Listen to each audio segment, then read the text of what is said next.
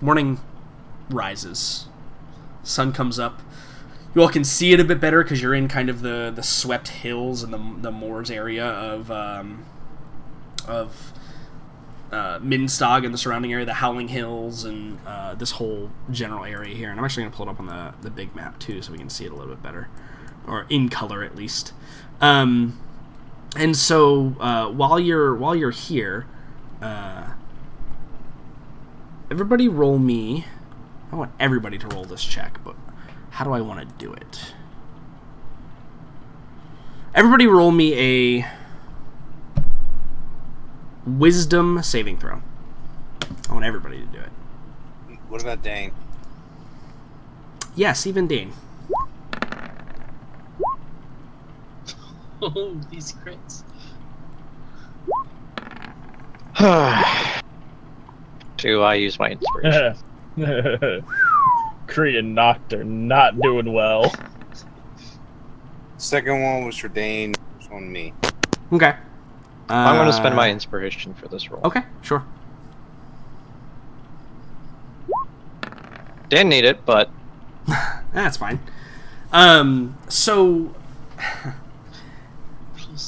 Kree and Noct and Dane is also the other failure here.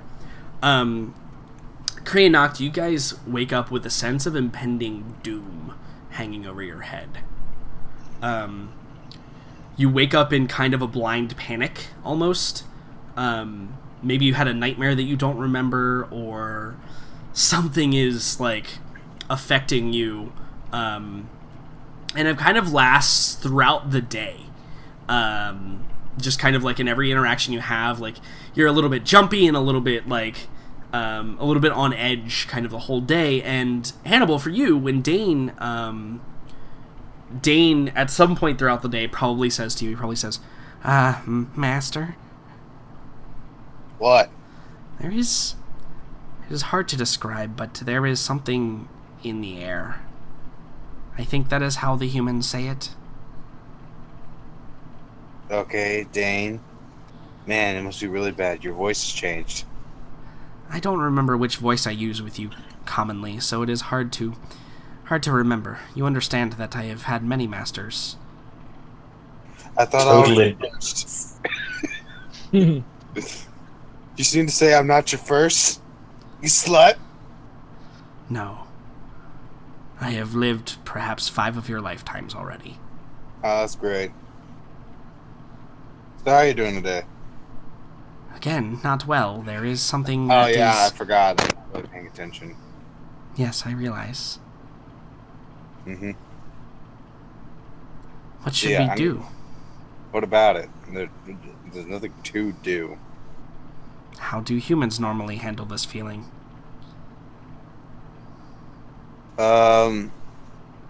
Get drunk, I think.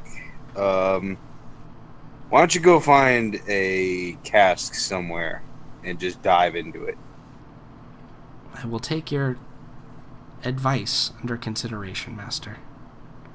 Mm-hmm. More importantly, I need you to go with John to find a picture. What kind of picture would you like us to find? Do you remember what Anders looked like? I have never Which seen the would... man. No, he would have, because he was there during the Inquisition. Oh, correct. Okay, so yeah, he was there before that. Yeah, so he would. Do you remember what Anders looked like? Yes. Tall. Quite thin, black armor. Long, I need you... white hair. His face, though. I need you to find a picture of his face with John. I will do what I can. Mm-hmm. Is that all? So yeah, listen, if you keep on feeling bad, tell John to put some whiskey on his shoulder or something and drink from it. Understood, Master. Mm-hmm. Tell him that it's an offering to the dead child that's following him around. I will not tell him that, Master. Tell him that. That seems like a bad idea. There is no such thing as a bad idea when you're drunk. I believe this is also untrue, Master. Shh. You like put your finger over his mouth, but it's like his whole body. Yeah. Shh. I'm the master.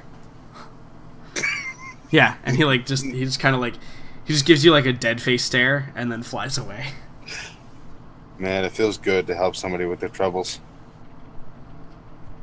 One day you might know what it's like. So, today is going to be one of those days where we do that mechanical part. Because we got to get at least one in per session so we can progress some story cool stuff. So, everybody can think of a task or something that they can do today in order to progress or help the army, or do something personal and progress and help, whatever they want to do, and then we'll make some rolls for it and we'll figure it out. We're just going to go around the table. I have a feeling I already know what Kree is doing.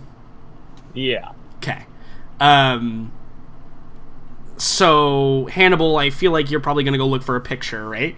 That's what I assigned John to do. Okay. What do you want to do?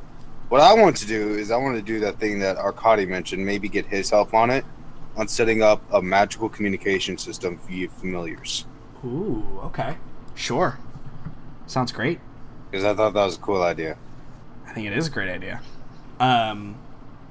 So, Arkady, you could like use your actions to assist with that, or you can do something yourself as well. It's up to you. No, this is probably a good opportunity because he's got a decent idea, I think, of... one, he's got an idea of who the leaders of various factions are here, and also who's got local investment. So, with any luck, we can actually find some magicians from the area who might also have more experience traveling around here. Yeah, absolutely. Absolutely. Okay, cool. So you two guys are gonna tag team that. Boom! High five. Morella and Farron, I guess. What are you guys gonna do?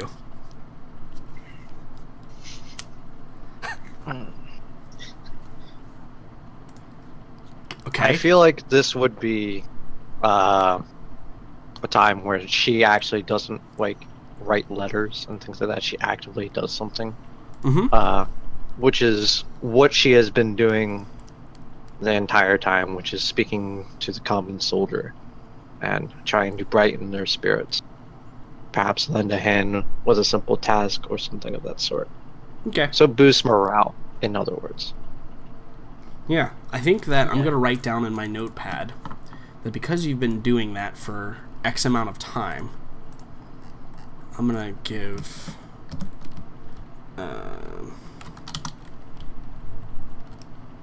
Machine returns. I'm going to give a little bit of a bonus to things because you've been focusing on that a lot.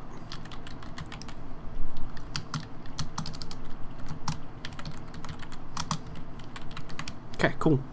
And Farron, are you going to do much of the same, or are you going to find some time to do something else? Yeah, I think with Run for how it. it's been, I'm going to Escape. assist that. So, should she fail in her execution, Stumble over her getting- words again. Yeah, then. Come now, it was only twice. Oh no, obviously Lady Morella is meaning this, and then everyone looks at each other and goes, oh, that's correct, yes, I completely agree. Is Farron the one true believer in Empress Morella? He's the last holdout of Team Morella. He's the one guy with that one shirt on, and everybody else around him has Team Taylor shirts on. Deep down in his heart, he It's still that, loves her. you know, it's that fanboy in him. He Yep. just can't let it go, man. Can't let He it just go. can't let it go. Okay, so here's how Morella can still win. I fucking hate Dota 2. I hate Dota 2 so much. It's literally the worst fucking game I've ever played. But I would fucking back that. I would back that game up against anybody who said it was worse than any other game in the world. See? There you go. That's it. I've been playing a lot of Dota Fanboy. 2 lately, and it's made me Fanboy real coming out, salty. man. Oh, I know. I mean, I still fucking- play League after all these years, so... Fucking Russian cunts. Anyway. Farron, I'm actually surprised you're not going to go find this imposter. I don't know if either who's of gonna you write- mentioned that who's to gonna Farron, write this to be sermon honest. or who's Wait, gonna write this song without you, bro. What was his name? His name was Gerald. Gerald, Gerald, Jarek, Jarek, That's Jarek. my Oh, brother's name. Jericho! It's actually really. I don't know if you guys actually told Farron about that though. So I mean, there's also some things that haven't been told to others. So true. So, I still don't know that the Emperor's dead. True. Y'all will find out soon, I'm sure. same. Mhm. Our party communication hasn't been at its peak. Well, it I know makes what you're talking sense about. because we're not technically a party anymore. Yeah. That's a good point. I told Farron only true things. It's true. I just made the entirely reasonable assumption that he would be willing to spill any secret for the right amount of money. Sounds like Farron to me. You're not Yep. wrong. But Is that wrong? So I'm doing us all a favor. So Aelin, are we doing more general Aelin's hospital, or Aelin's anatomy? Okay, so that has Get- different connotations. I don't really appreciate that quite as much. But I think that she would be doing two things. First thing is, yes, setting up an actual hospital in a building that actually has walls. Mm-hmm. That would be a thing that she'd be doing.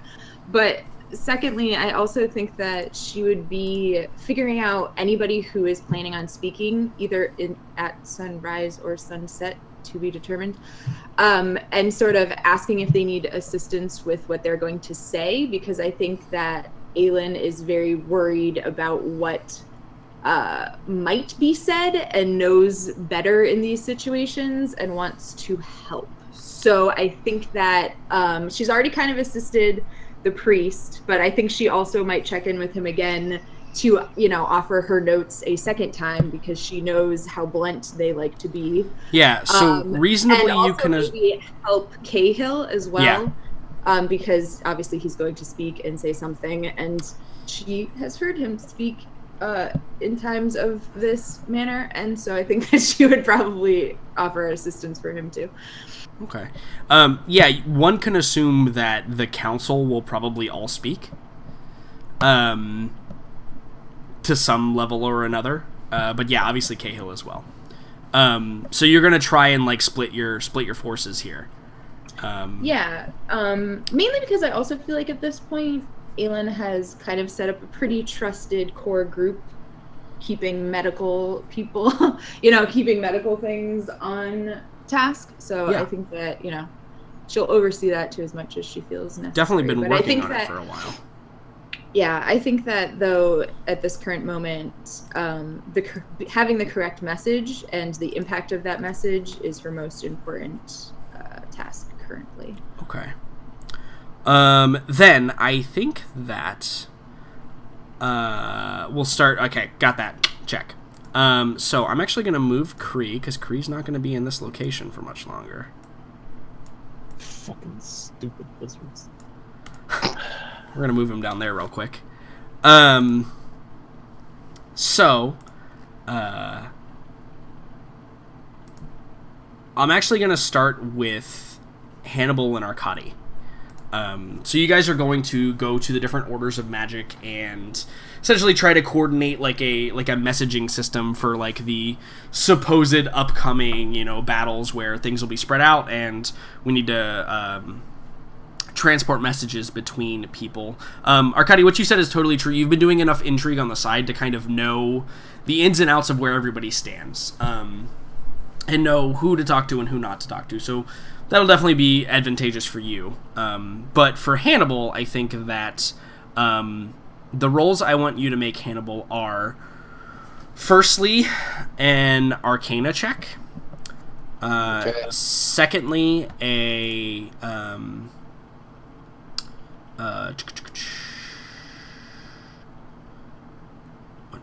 where is it? I was looking. Here it is. Secondly, I would like you to roll me a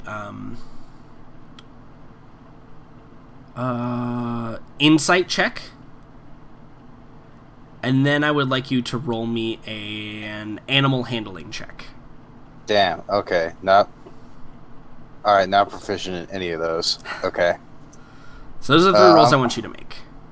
I use my inspiration on the first one, Tides of Chaos on the second one. Okay. So, first one was what again? Insight? Arcana. Okay, yeah. Arcana. Mm-hmm. Inspiration. Good inspiration use. 20. That's Nice. good. Okay. Dr. Solomon doesn't have proficiency in Arcana. He's the one that like always rolls Arcana checks too. It's kind of funny. I have +3 though. Oh, that's not bad. And now then, now it's Insight. Mm-hmm. Tides of Chaos. Okay. Noted. Okay, an 11. And last one, nothing. Animal handling. Ooh. Oh my god. Ooh. Oh my god. To be fair, I got 20 on one of them. You did. So I'm gonna tie these in with Arcadi's checks. Arcadi, the first one I need you to make me is a manipulation roll. Very simply, very easily. That is basically why you're on this endeavor, right? You're gonna do the manipulating. Right. The second thing I want you to roll though is a I want you to also roll me an insight check for slightly different reasons. And then also I want you to roll me a Let me actually look here real quick at something.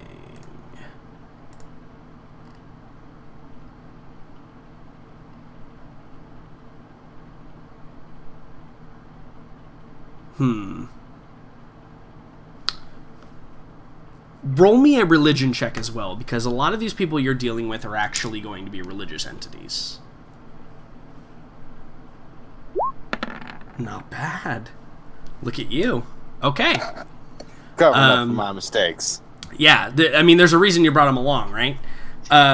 So, Hannibal. He's good at things. Yeah. Hannibal, so you have, with your Arcana check, you have a really good plan in place to make this happen. You know, you have a great plan because you understand how familiars work, like, intricately. And with your Arcana roll, you understand kind of how other familiars work, too. And so you have a great plan in place to kind of encompass this into the army. The problem is your execution is not as great. So you and Arcadi kind of sit down with a couple of leaders, and we get that like montage scene of, you know, there's a couple of different leaders that are all like sitting in different tents in different places, and you're kind of giving them the spiel. Arcadi, you get them on board with your persuasion check. Everybody's like, you know what? Yeah, that's a great idea. Let's do this. Now, Hannibal, you, with your insight check, everybody appears to be quite open to this idea.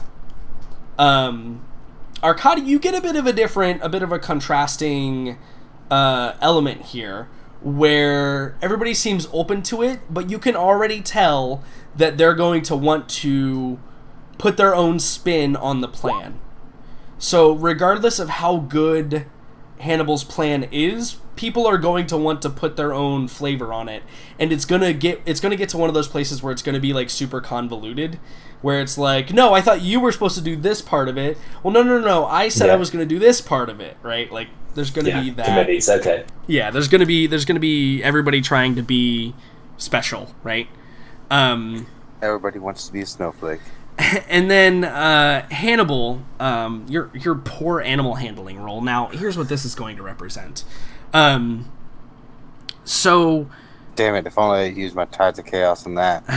Yeah, that would have been nice.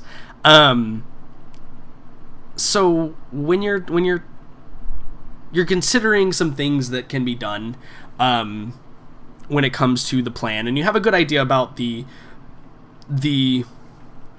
Arcana version of it, but with the animal handling, you're probably thinking to yourself, like, listen, I know that this can also be done non-magically, so like if we go up against something that's going to like block magic or something like that, maybe we need a method of like carrier pigeon, right?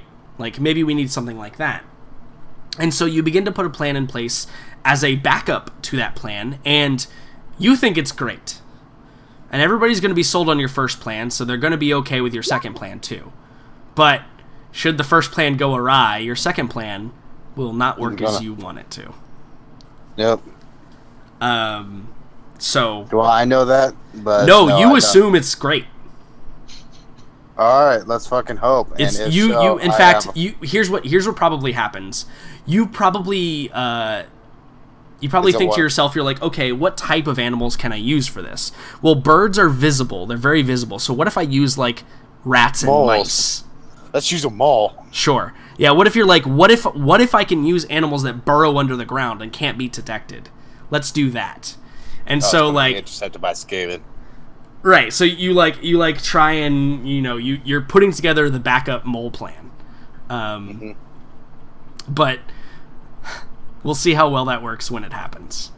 If it happens. Gosh, I'm sorry. True.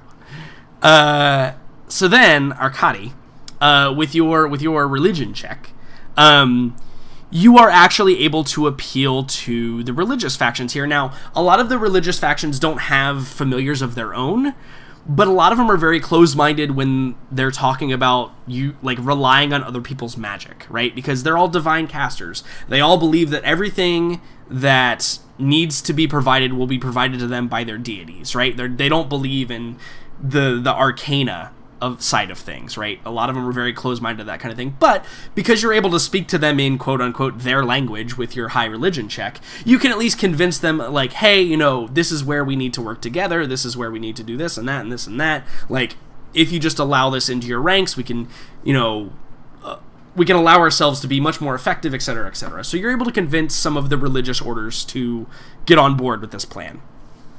So that's what your high religion check gives you. Awesome. It was, I think, an overall success, so we'll see. Yeah, not like I fuck things up like usual. I mean, you think you did great, but the problem is you never shared your animal plan with anybody else right away, right? So that's the kind of issue here. Yeah, it's got to be like they failed, and then like the one person I told in each group was like, "Don't worry, we have a backup plan," and they bring out a fucking mole. Yeah. Yeah. That I managed to capture on all these. Meanwhile, we see Jonathan like training moles somewhere, like off in the woods. Would my beast speech have helped with that role? I don't think so. It just allows you to train them better.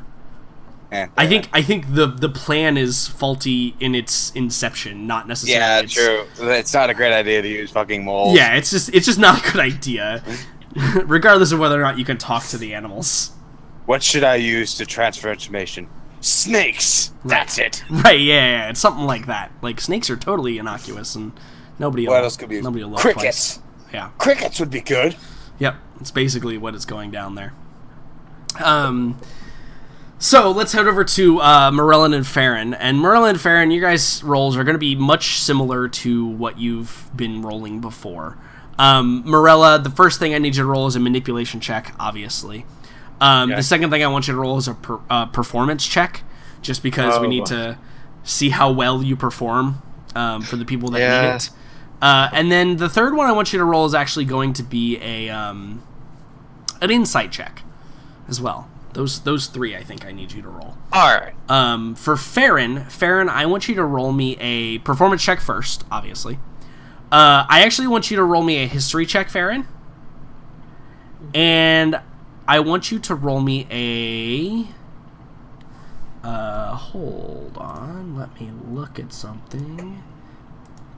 Baron McCabe. Yeah. Roll me a loot check. Alright. So, I'm going to start my rolls. So, persuasion, performance, and then insight. Here we go. Persuasion. Oh. Performance. And insight. Holy shit.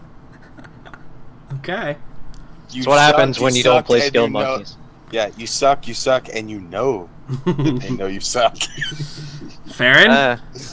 So, it happens. Performance first. Cleaning that shit up. Then history. Uh-huh. Wow. And then, what was the third one? I want you to roll me a loot check. L-U-T-E. You have it at the bottom of your sheet. I see it there. Oh. Yeah, okay. I want you to click on that button for me. Yeah, there it is. Nice, a 15. That's fantastic. Okay. So yeah, Morella, you're not fit to like be seen and lead people right now, right? Like, you're tired, you're agitated, you know, you try to help someone and they're like, oh no, I don't need it, and you're like, no, I'm doing it, and like pick up something for somebody and like, you know, carry it to where they need to go, and they're like, oh, okay, thank you. You know, it's just, God, it's not going well. No, it never goes well. I should just save my inspirations for this moment. Yeah, and so you like your insight. It's kind of muddled. An 11 is basically average, right? So it's kind of muddied. Like sometimes you're like, gosh, I shouldn't have done that. I'm sorry. Like you apologize. You know, sorry, I haven't been getting a lot of sleep. I'm really sorry. And then sometimes you just walk off without saying anything after like offending somebody. Farron, as you're watching the train wreck occur, thinking quickly on your feet, you're like, okay, shit, man. Let me think. I got it. And from your history roll, you pull a song of the Empire, some kind of relatively common like ballad comes to your mind. And you begin to perform for the people, and you gather quite a large crowd around you. And luckily, because you are assisting Morella, you're able to interject some of Morella's kind of fire into that. Like, maybe you change a name here or there, and the song becomes about Lady Fairheart. And so, in the minds of the people, at least that haven't dealt directly with Morella, she seems pretty awesome. Your singing is amazing, first of all. Your singing is absolutely incredible. And your lute playing is great as well. You're probably strumming a couple of notes off, because your fingers are like so callous from writing, right? They're not as delicate and agile as they once were. And yeah, so you're able to entertain the people. So basically, as long as they don't interact directly with Morella, they'll think she's great. Savage. Isn't that kind of always? Yeah, no. It seems totally par for the course. 100% par for the course. Yeah. I mean, if she becomes Empress, then not many people will actually meet for jovial conversations. You know, there's a good point to be had for the fact that if she becomes Empress, nobody actually has to deal with her, so, you know, at least the common folk. Actually, no, they'd be the one to deal with her the most. Well, I mean, you could probably sequester yourself fairly well as the Empress, only take, you know, important meetings and stuff like that. She could, but that's not the kind of Empress she wants to be. True. Yeah. True point. So, Farron, looks like you'll have a job for a while. Let's get over to Aelin. So, Aelin, you're kind of doing double duty today. So, because of that, I'm going to require a manipulation roll for the hospital. And then I think I'm going to require a history roll. And then I think another manipulation roll. So, manipulation, history, manipulation. Can it be the same manipulation, just twice? Yeah, totally. It's for different things. Because you're splitting, the first one's going to be for the hospital, the second one is going to be when you're talking to all of the nobles and helping them get the message straight. Okay, sounds good. Here's the first one. Hey, not bad. I'm just glad I don't have to freaking roll performance this time. For the first time ever. True. Oh, not bad as well. Yeah. I wish I would have. Holy Yay, shit. I did it. Aelin did it. Jesus. Finally. So, Aelin, you feel rejuvenated you remind yourself you have to thank Daniela for giving you the morning off, because it rejuvenated you. And when you get out there, you take a breath of fresh air, and you're like, let's get to work. And you begin marching through the camp and, greeting everyone, and flowers and birds are singing and flowers are appearing everywhere where you walk because you're an angel. And, and the people at the hospital seem to, you become infectious, right? Your mood and demeanor becomes infectious. And the people at the hospital are some of them are whistling or doing a jig, and everybody helping out, and the patients are also being swept up in this in this euphoria, right? And the hospital runs smoothly, and it has found its place. You probably will not need to roll on it again unless something significant happens, because it is now in a working order thing. It's operational. It's finally up and running. Finally. So, because of this joyous occasion, first of all, I have to ask: did you tell Daniela about the Emperor? Oh, yeah, I would have 100%. Actually, I wanted to mention that too. I would have told Daniela and also asked her why she didn't tell me or give me Morella's message. Okay. All right, we'll play that out in the social scene. Okay. But you probably, when you return to your tent, there's probably a book sitting, and with a marker or a placeholder in one of the pages, and you flip it open and you look at it, and it appears to be an old book of an old religious tome. Who knows where she drug it up from? But it's got a short, swiftly written note that says, Daniela, says, hey, this might help with your task. And you can see it opens up to a page in, it actually has the annals of previous emperors and how they were recognized. And it's, very dusty, and the pages are very yellowed, and it's a very old tome. But it's a find, because honoring somebody as, via their ancestors is a great way to kind of get the message on point and to see how it was received previously when these sorts of things happened. And so armed with that knowledge, you go and you begin taking visitation with members of the council. Some who are surprised that and some who are not. Some perhaps who are welcome for the help, and some who are perhaps not as welcome to the help, but they all listen to you. They all at least take your message into consideration and agree that everything needs to be kind of the same and static. And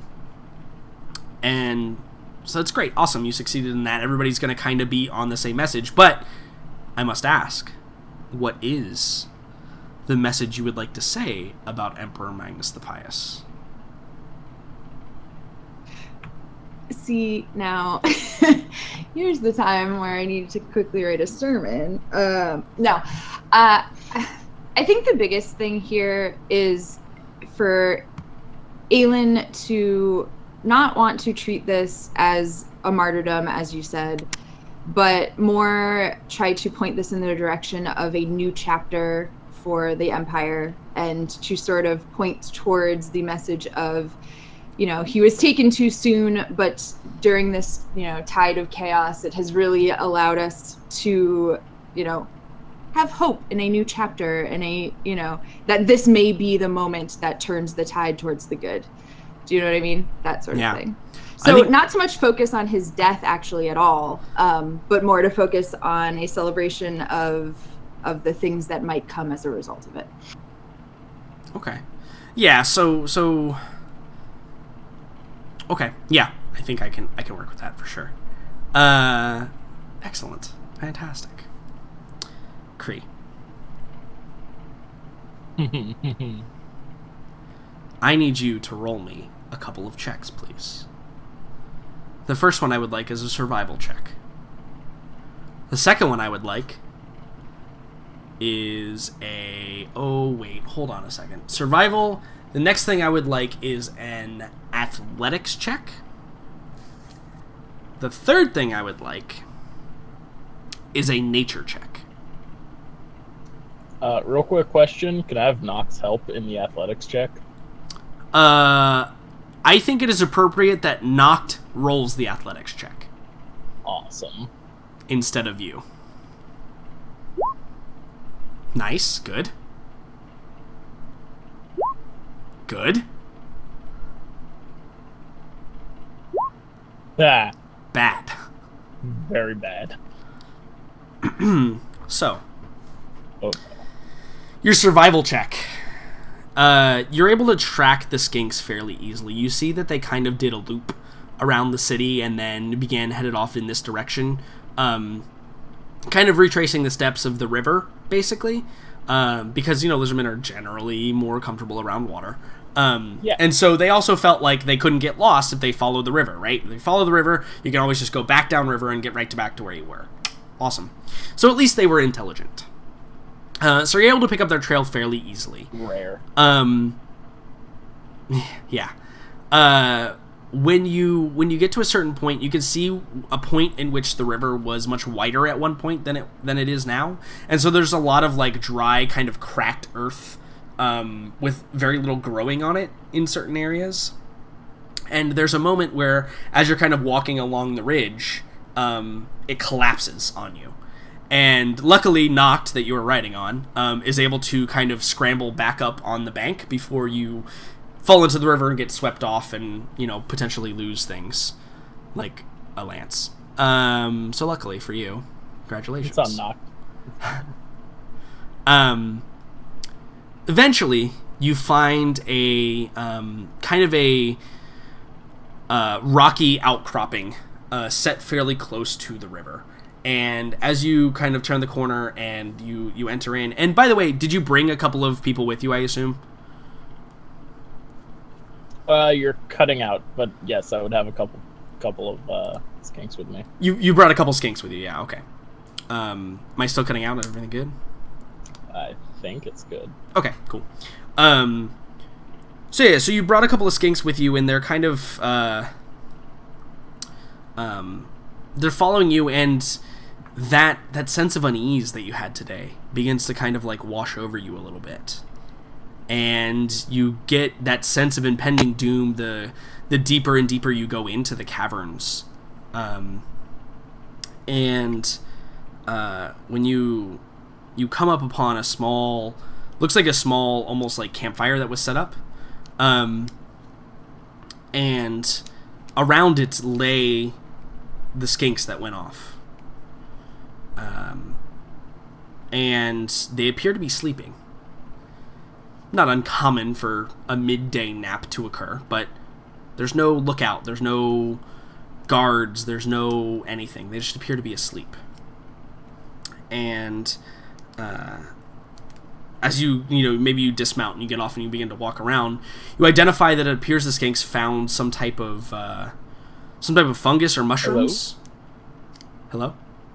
Oh, okay. So you said mushrooms? Yes. It appears that they found some type of mushrooms or fungus that they were eating.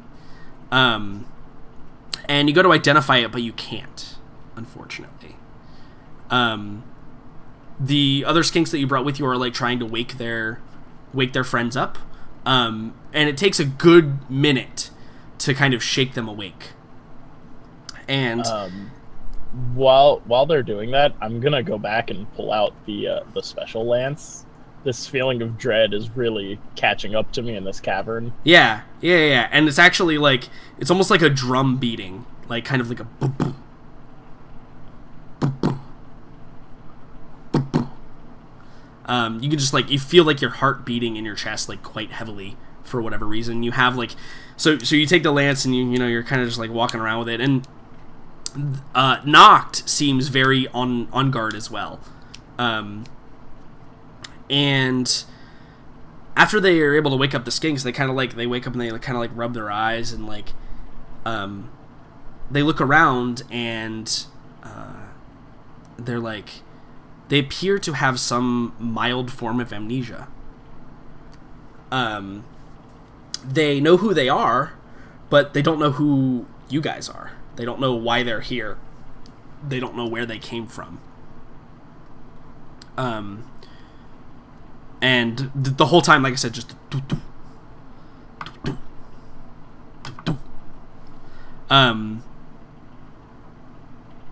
and once you get them all kind of up and moving around, there comes a loud sound from deeper within the cavern. And it sounds like a large gong, just a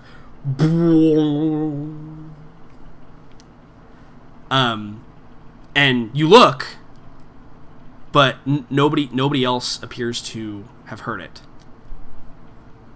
It's only you. The skinks begin to pack up their things and begin to file out. And one of them looks over his shoulder and goes, "Leader, are you coming?" Kind of stuck staring deeper into the cave. I very hesitantly turn to look at the skink, and I say, "Tie them up. All of the ones that left. Tie them up. Then we'll move back." Yeah, and I think he just kind of like, he looks at you, and not a whole lot of emotion translates over a lizard man's face. But he looks at you and he kind of like, he nods slightly. And goes and gives the orders, and the thumping sounds, the sense of impending doom, you notice its absence in this moment. And to yourself, you probably think that whatever was causing this doom has either happened or has arrived. And so you don't sense it anymore around you. You don't sense it impending. You sense that it is somewhere. So noticing this lack, Kree just stops, and he tries to feel if anything's there, if there's movement outside the cave, or if there's something deeper inside that he just can't see. Okay. Roll me a perception check.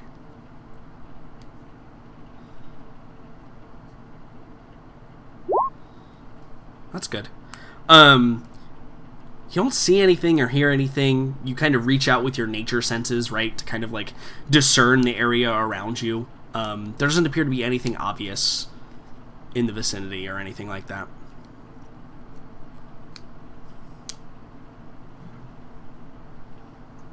Men, careful. Be ready to defend while we're moving back. Fear chaos may be at hand. Yeah, totally. And so, like, you can see them, like, a couple of them, like, kind of loosen their spears and their holders. A couple of them probably, like, check their javelin points. And they begin to lead the line of tied-up skinks towards the camp. But nothing else happens as you guys travel and head back to Middenstag.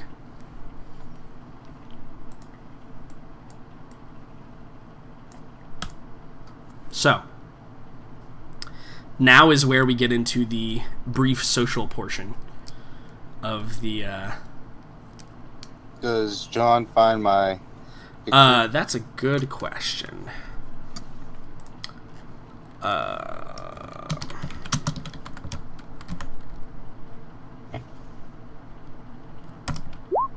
Haha.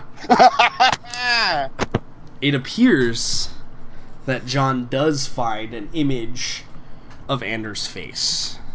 Okay, and I need a quick answer from you. Mm-hmm.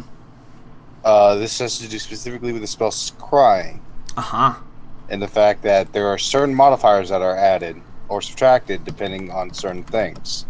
One of which, what would you say my familiarity with Anders is? Keep in mind, I have met him technically, because he appeared before us, and I did have dreams about him. So would you say that my experience with him is secondhand, firsthand, or familiar?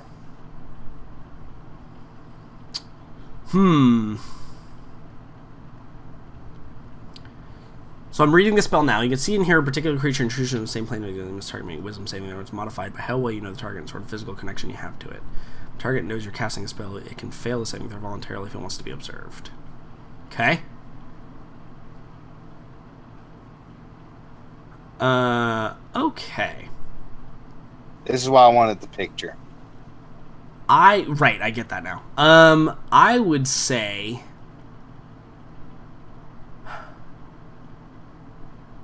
So, I'm going to split the difference with you. Because you think you met him, but it wasn't exactly him. If that makes sense. Yeah, it was like an apparition. Yeah, it was basically astral projection, right? So it was him, but not really him. But I'll split the difference because you've more than heard of him, right? You do have like a vision and stuff like that. So I will say it would probably be another -2 to the saving throw. You mean for him or? Yeah, so these are all modifiers to the saving throw that Anders makes. Okay. Notice more minuses based on better knowing, right? Okay, so that's a -4. -4 total, right? Correct. So that would mean that he'd have to make a saving throw of 21. Right, because you have a... What's your DC? 17. Why is it 17? Because I have 5 and 4. Oh, right, because you guys are +4 now. Right, okay. Alright, so 21. I actually have to look up... This is going to sound weird. Actually, I went with the old school DM rule of don't stat your enemies. So I actually don't have his stats written down, so let me look up his stats real quick. Casting! Oh my god. The picture's great, by the way.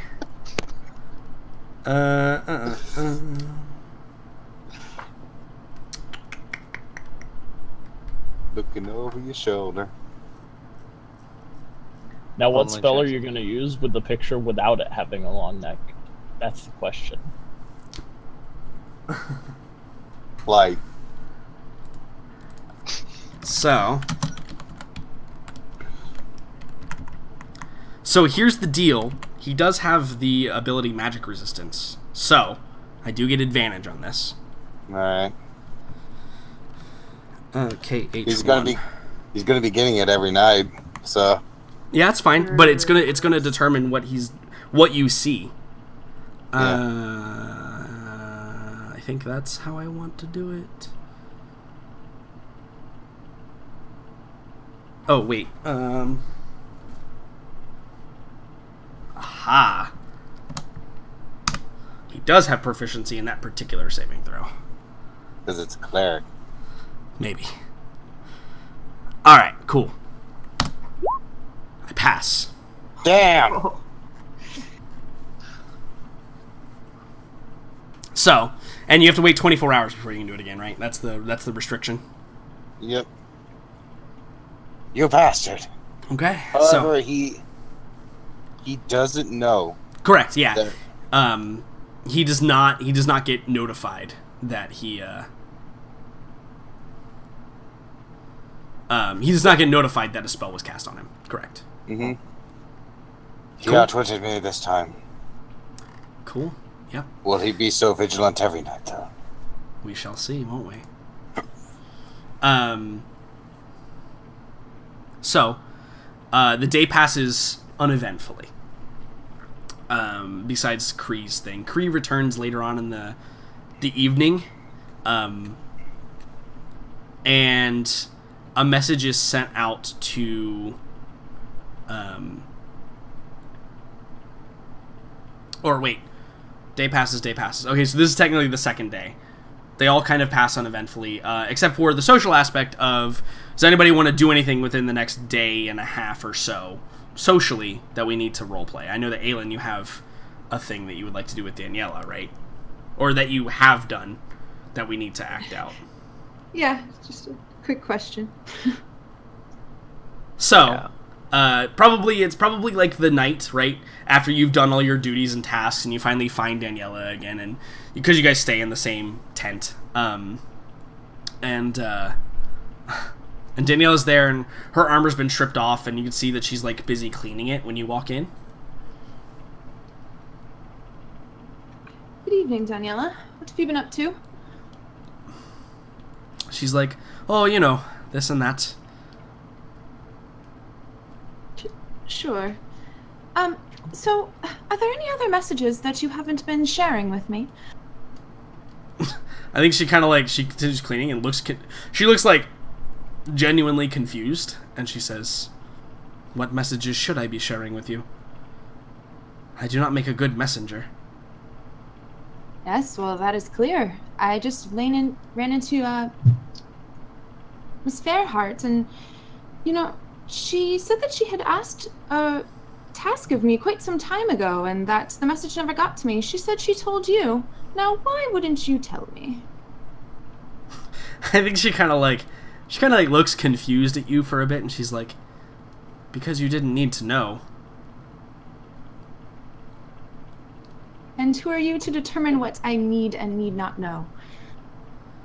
Yeah, and I think she looks very seriously for a moment. She says, there are many things that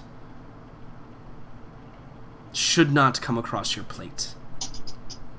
I do not like the idea of this Fairheart woman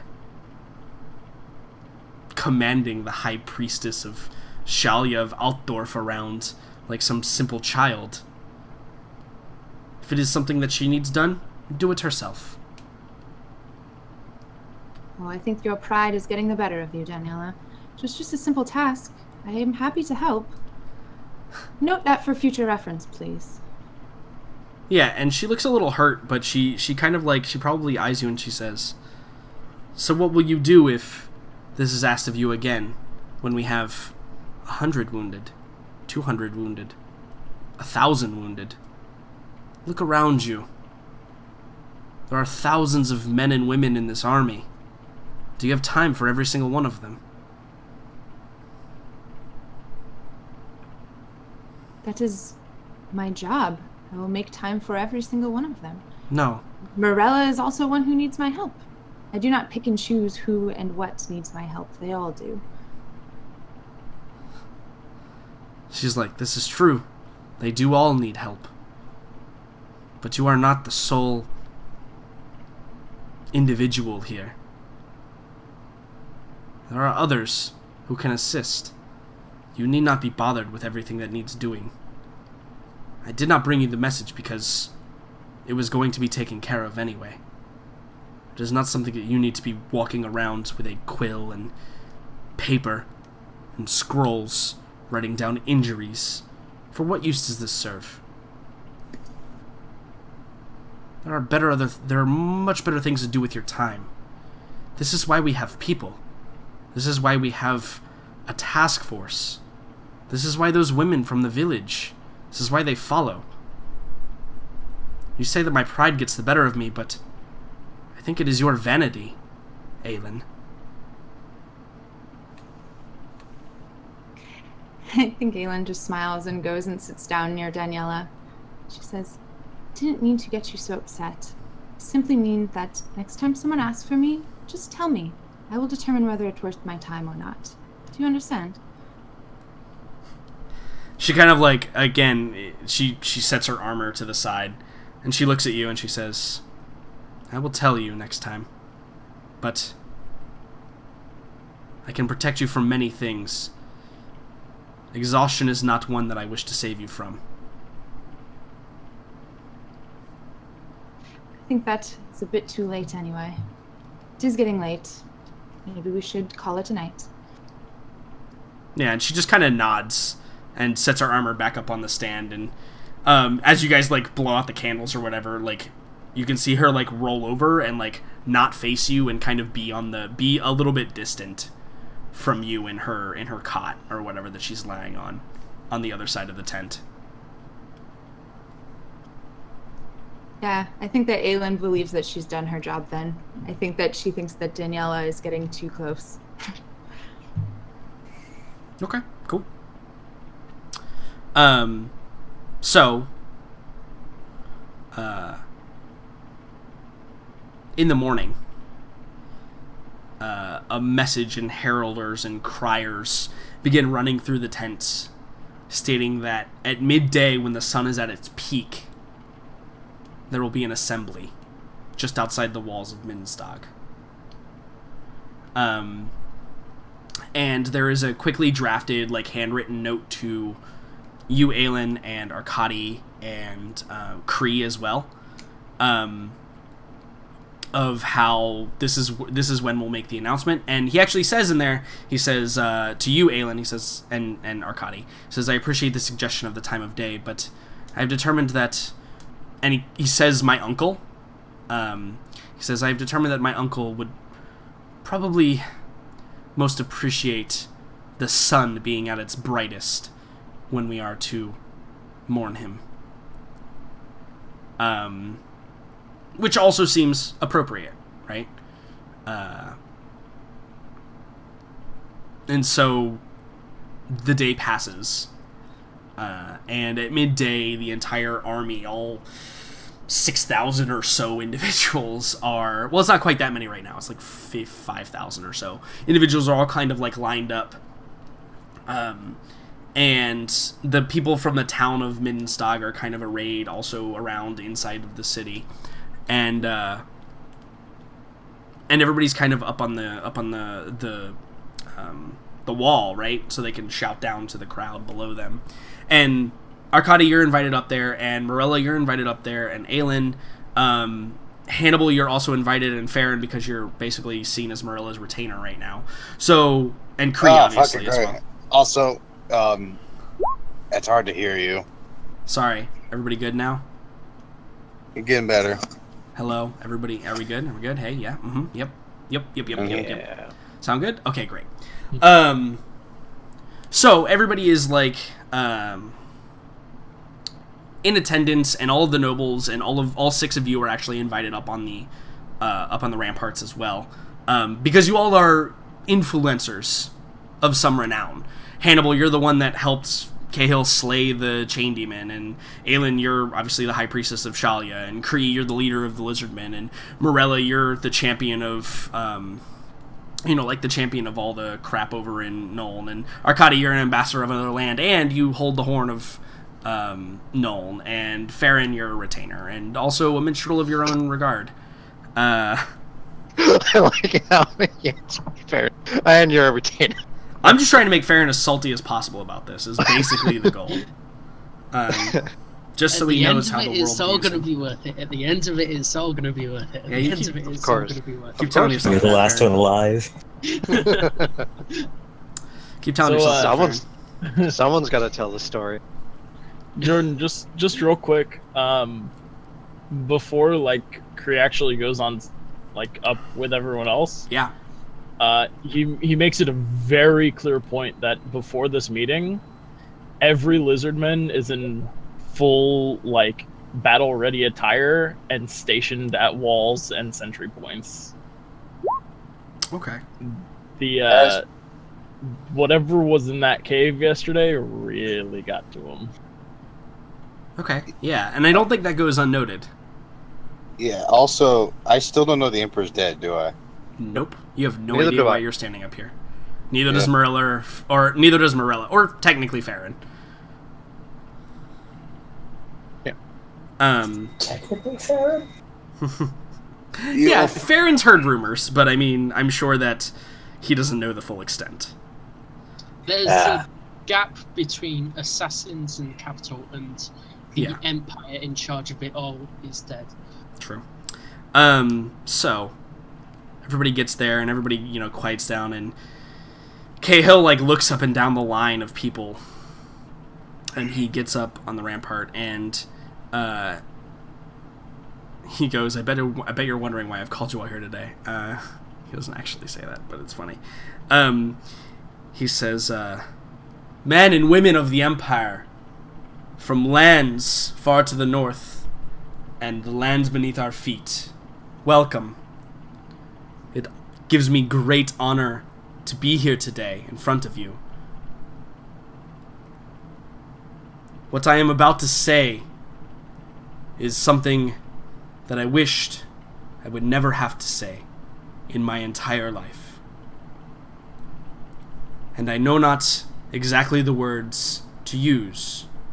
So I will be blunt, because if there is one thing that the emperor of this land always wanted, it was honesty. Emperor Magnus the Pious is dead. And, like, pause for dramatic effect as it, like, has to go back to all the people. Because obviously even though he's shouting, I'm not shouting so I don't blow your guys' eardrums out. But it has to, like, kind of flow backwards as the people are turning and telling everybody else. And, like, cries and shouts begin to ring out. And Cahill he holds up a hand and gives it quite a bit of time to, for the clamor to die down. And he says, "Men, women, fear not.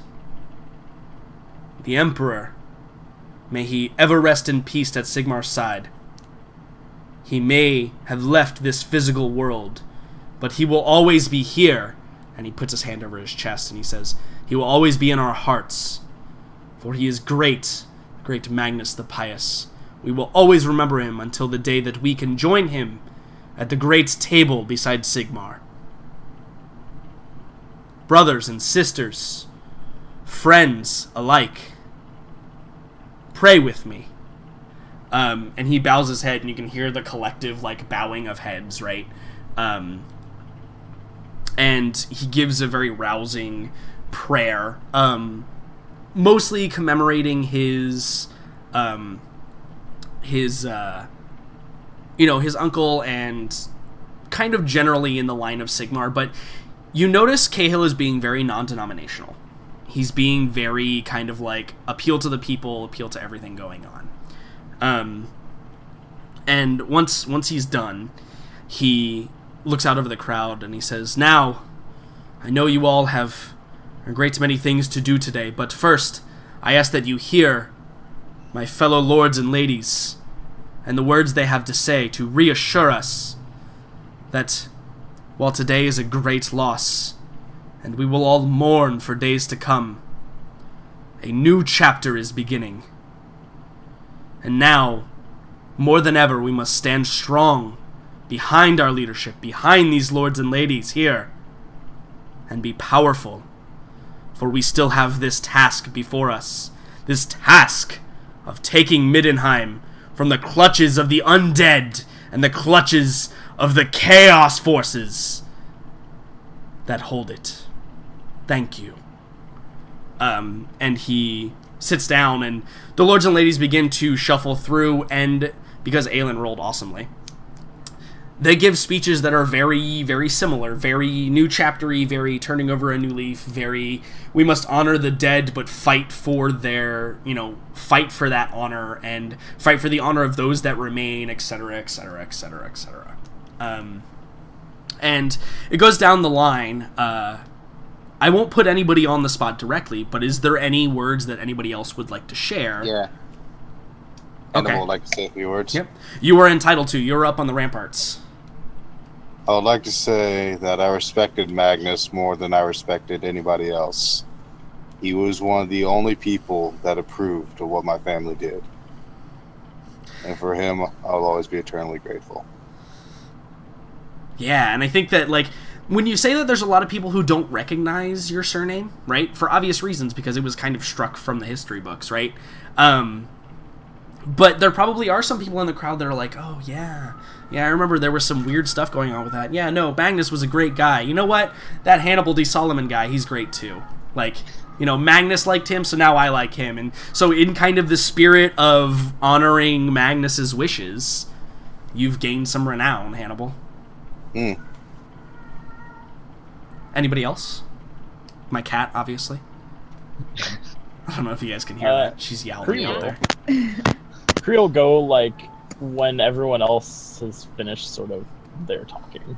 He doesn't want to step up being a lizardman. He wants to... Right. Wait your turn. Sure.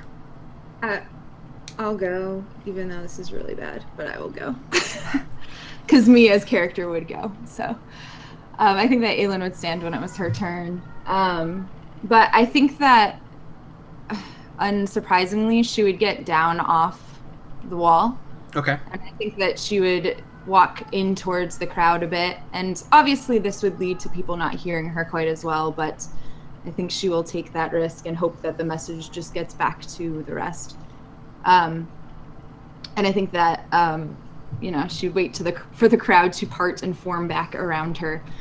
And I think she would say, something along the lines of, pious brothers and sisters, this day is a day of pain and mourning, but 'tis in this grief that we must find solidarity. United, we may face this grief and find hope in the coming of the future. I implore you to hold fast to hope. Though the suffering may be great, though these battles may be long, please know that we will not let you fall. Let the light guide your path and ease your suffering. Believe, and we shall show you the power of mercy. Pray with me. Yeah, and I think there's probably some applause from people around you, right? Thank you. See, she actually wrote something. I just made shit up. Yeah. In 20 seconds, so yeah, but still. And yeah, there's applause and people bow their heads and pray with you, and you can see, like, you give it the moment for the message to kind of pass through, and yeah, I think that everybody gets the message and is holding resolute to that. And they pray with you. Do you have a prayer? No. Okay. All right. Along the same lines, I hope, though, right? Basically. Yeah, and, just about, bringing happiness to a sad occasion, that sort of thing. Totally. Celebrate, don't mourn. Exactly. Got it. Anyone else? It's my turn. Yeah. Yes. I want you to regale us. Sing a song. We gotta go down the list. To be fair, if you did start to sing, Aelin would totally back you up with a harp. Just saying. Hannibal will dance. Unfortunately, I haven't prepared a song, but it's okay. It's okay. Hopefully, it's still a rousing speech.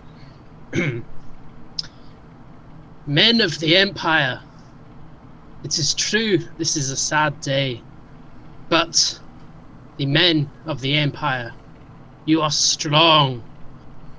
Even in the face of adversity, you are strong. We march to protect your towns, your villages. Your names shall be written in the history books from this day forth for the proof of your strength against these atrocities that plague our lands. You shall unite, and words are going blank. Did you say that to them? I believe. I mean, I pull it off. You got it. Miraculously. Yeah. No. We get the image, I think. Yes. Yeah, and I think that there's a resound, like, at that it's like, it's not the gasps and the ahs and whatever. At that, it's the cheering, right? It's like the banging of, like, people that have pots and pans. They're like banging on them, like the rousing cheering that kind of build up into a euphoria a little bit. Anyone else? Petrov, do you want to go? No, this is not really a place he feels for the ambassador. Right. All right. Who am I to these people? Of course. All right.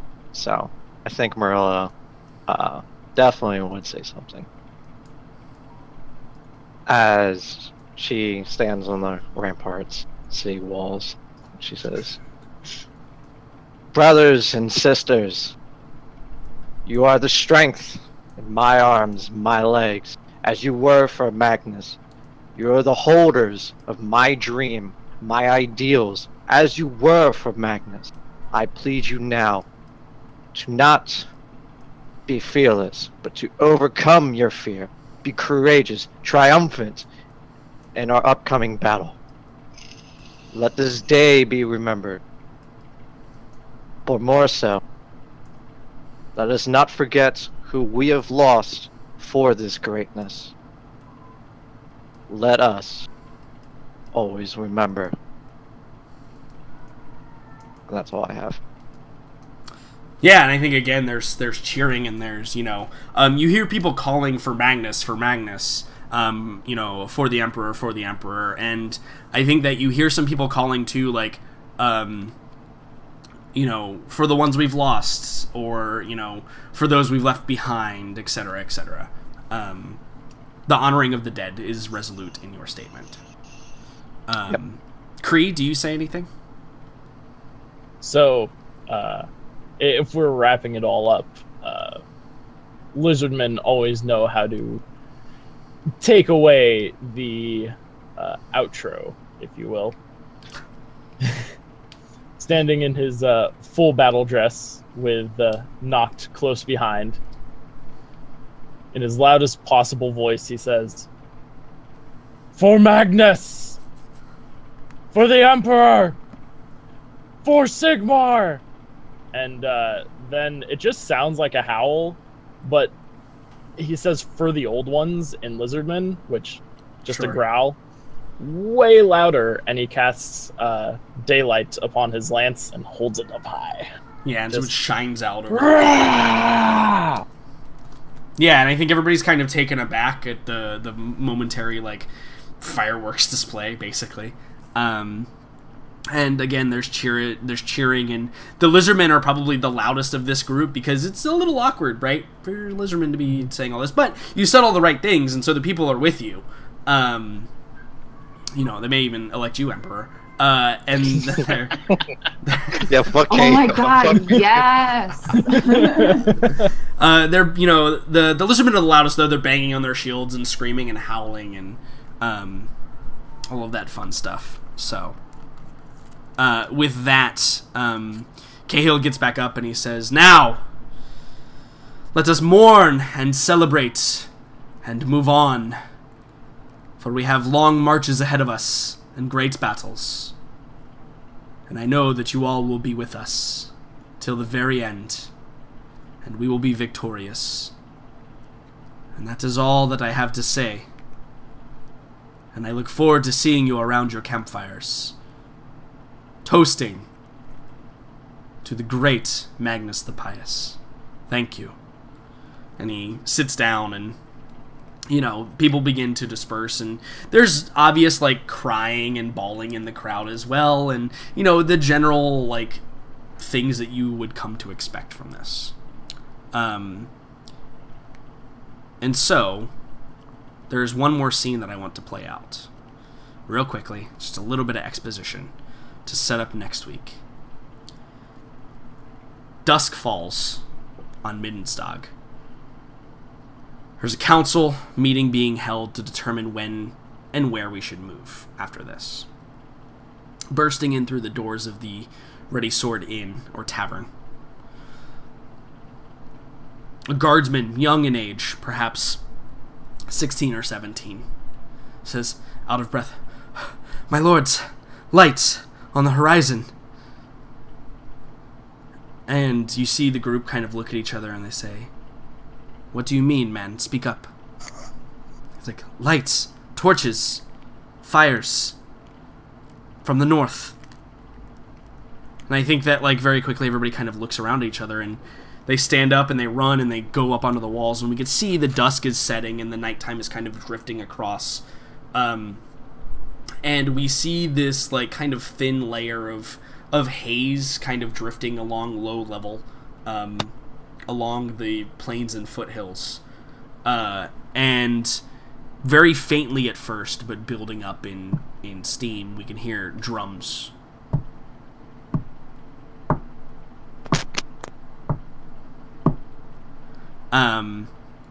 And we begin to see these lights and torches crest over a hill, perhaps 4 or 5 miles out. And at first it's just 1, and then it's 3, and then it's 9. And it stretches out across, and it almost goes for a straight line, almost as far as you can see to one side and the other, in this dim kind of dusk sense. And we see Cahill kind of putting on a coat and looking, and he's strapping on his sword belt, and he kind of clicks it in, and he looks around and he says, Are we expecting anyone? And you see the lords and ladies kind of shake their head no and shake their head no. And he says, well, prepare us for battle. And we kind of cut to black before we actually see what's going on. Man, it's a great thing I had all the lizard men already ready. Ooh. And so, that is where we end for the night.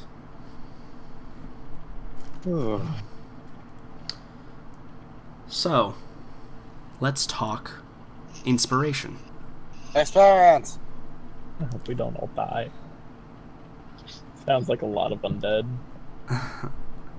Don't worry, I have a massive crowd control spell. So, who does the group feel deserves some inspiration? God, man, I don't know. There's a lot of good shit that happens. I'm actually going to go ahead and say that... You know what? Fuck that shit. I think everybody gets inspiration for today. Go team! Senpai noticed me. I think what was said at the end was great. The cave scene with Kree was great. I think that all the diplomatic and interesting things that happened with Arkady and during like the council meeting and stuff was great. And that talk with Cahill, the interesting interaction between Arkady and Farron in his tent. Aelin finally succeeding on getting her hospital up and running. Morella's resolute dedication in the face of being a failure at it, of winning the morale of the people around her. I think that was all great. All good stuff. Yeah, I love how it's not mentioned once in that entire spiel. Thank you. No. It was the stuff you said at the end. That was great. Mm-hmm. See, I think what's really happening here is Jordan's just becoming so good at DMing. He's just making us all move in the direction that we thought we wanted to in the first place. You act as though I haven't been doing that literally for the whole time ever. Yeah, See, dude. I mean, he's been moving us since fucking session 1, dude. So session 1 of Act 1. He's been... But now it's gotten to, like, such a point. Like, jeez. Mm-hmm. So everybody gets inspiration. Here's the deal with experience. Just gonna stop giving it. I'm not worried about it right now. This is approaching the end rapidly. Okay. And we'll only begin more rapidly from here. We're gonna have more montages, because we're getting to that point where everybody's kind of like during the thing. It's like, what do I want to do? Okay, well the same thing I did yesterday. Okay, what do I want to do now? I don't want to go day by day. We're gonna go a little. We're gonna do hops and leaps to points in the action so that we're not as bored. And there are some specific revealing things that need to come up that we're going to jump around to, and I want to get those out of the way because they're super cool and awesome. So, does anyone have any final words for only YouTube? Because fuck you, Internet. Boats and hoes. Boats and hoes. Good. Excellent. Thank you, Jackson. As a person who has severe crippling social skills, that speech was really hard for me to do. So I thought it was great. I know. I can definitely work with it.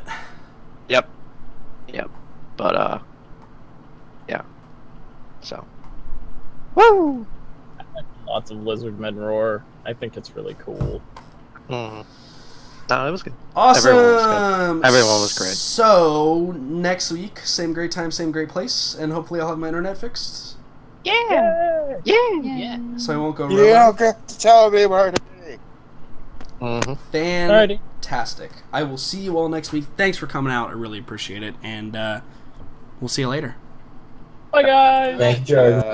Yeah, no problem. Bye. Okay, stream/YouTube. Hello, welcome. Glad you could be here. For all of my people that I love, thank you for showing up. It's been a great time. My cat is obviously very excited as well.